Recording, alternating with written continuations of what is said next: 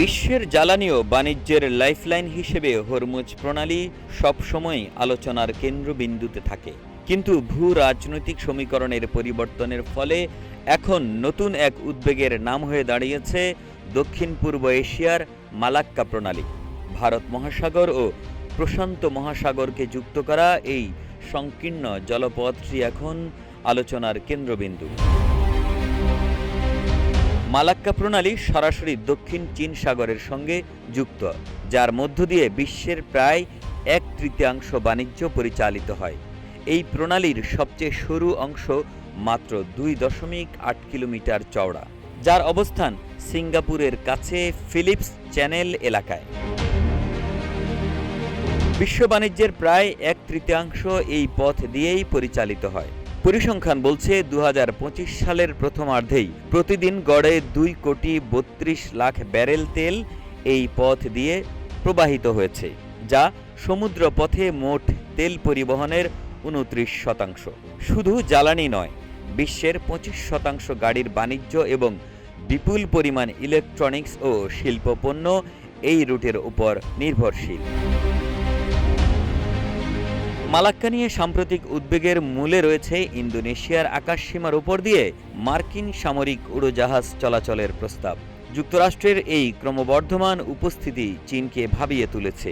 বিশেষজ্ঞরা মনে করছেন, এই অঞ্চলে মার্কিন নজরদারি বাড়লে দীর্ঘমেয়াদে অস্থিতিশীলতা তৈরি হতে পারে। ইউনিভার্সিটি অফ ইলিনয়ের আঞ্চলিক বিশেষজ্ঞ আজিফা আস্ট্রিনা সতর্ক করেছেন যে বর্তমান নিরাপত্তা কাঠামো বড় শক্তির প্রতিদ্বন্দ্বিতা সামাল দেওয়ার জন্য তৈরি নয়। এটি মূলত জলদস্যুতা দমনের জন্য তৈরি, কিন্তু এখন এটি ভূ রাজনৈতিক সংঘাতের দিকে মোড় নিচ্ছে।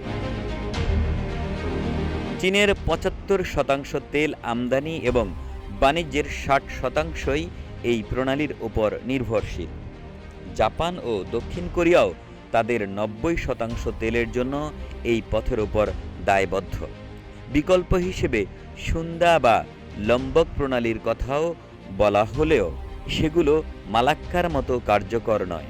ফলে চীনের জন্য মালাক্কার উপর নির্ভরতা কমানো প্রায় অসম্ভব। সমুদ্র আধিপত্য নিয়ে চীন, যুক্তরাষ্ট্র বা ভারতের মধ্যে উত্তেজনা বাড়লে বিমা খরচ ও নিরাপত্তা ঝুঁকি বহু গুণ বেড়ে যাবে। ইন্দোনেশিয়া বর্তমানে চীন ও যুক্তরাষ্ট্র উভয় পক্ষের সাথেই ভারসাম্য বজায় রাখার চেষ্টা করছে। বিশেষজ্ঞরা মনে করছেন, এক সময়ের সহযোগিতামূলক এই করিডোরটি এখন তীব্র প্রতিযোগিতামূলক পরিবেশে রূপ নিচ্ছে। যদি এই জলপথে অস্থিরতা তৈরি হয়, তবে তার প্রভাব সরাসরি আছড়ে পড়বে বিশ্ব অর্থনীতির উপর। একে আজাদ, রূপালী বাংলাদেশ।